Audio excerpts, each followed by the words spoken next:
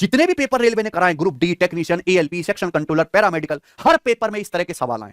एक डीलर दो वस्तु एक्स और वाई 700 रुपए पर वस्तु की दर से खरीदता है, ठीक है। दोनों वस्तु पर समान मूल्य अंकित करता है। एक्स को 60% और 20% की दो लगातार छूट देके बेचता है, फिर भी 630 रुपए का प्रॉफिट होता है। सवाल है, अगर वाई को 76% की सिंगल छूट पर बेचेगा तो वाई पर प्रॉफिट परसेंटेज ज्ञात। ध्यान सुनिएगा, एक्स और वाई दो वस्तु खरीदी है, कितने की? 700 रुपए की ईच, और दोनों वस्तु पर मार्क प्राइस भी सेम लगाया है। तो वस्तु एक्स पर डिस्काउंट है 60 और 20 का सक्सेसिव, 60 प्लस 20 माइनस 60 गुणा 20 बटे 100। तो ये 2 जीरो से कट गया, तो ये 80 माइनस 12 कितना आ गया बच्चों? 68%। अगर वाई पर 76% डिस्काउंट दिया जाए तो वाई पर लाभ प्रतिशत क्या होगा? एक्स और वाई दोनों वस्तु कितने रुपए की खरीदी थी? 700 रुपए की। वस्तु एक्स पे डिस्काउंट दिया 68%, तो प्रॉफिट कितना हुआ?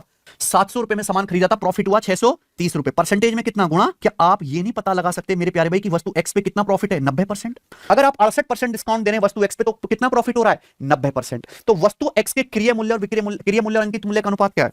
100 माइनस 68 32 और 100 प्लस 90 100। ये किसका रेशियो आ गया? सीपी से 100% पे 76% डिस्काउंट दोगे तो आप कितने में? 24% में बेचोगे, यानी कि 0.24। आप बोलोगे यस सर बिल्कुल सही। देखो दशमलव से एक जीरो तो यहां पर कट ही जाएगा, है ना, और एक जीरो यहां बढ़ जाएगी।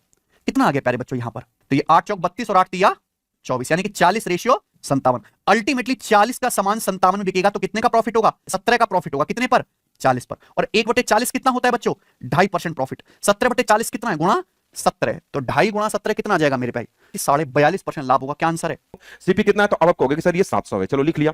700 रुपए है, कितने का लाभ हुआ? तो आप कहोगे सर यहाँ पर कितने का लाभ है? 630। तो इसको आप उसी में जोड़ दो तो एसपी आ जाएगा। इसको जोड़ दोगे तो 6 दूना 12 13, 1300 कितना हो जाएगा? तो आप कहोगे सर ये 1300 कितना हो जाएगा? 30। अच्छा, ये कई यूनिट की वैल्यू भाई। अब आपको इस पे दो कारनामे हुए, एक 60% एक 20%। तो 60% का मतलब कितना हो जाएगा? तो आप कहोगे सर घटा देंगे तो 40 हो जाएगा। अब 20% का मतलब डिस्काउंट का मतलब 80। अब कितने के डिस्काउंट पर बेचने की बात कर? 76% का एक डिस्काउंट दो, तो 76% जब घटा देंगे 100 में से तो कितना बचेगा?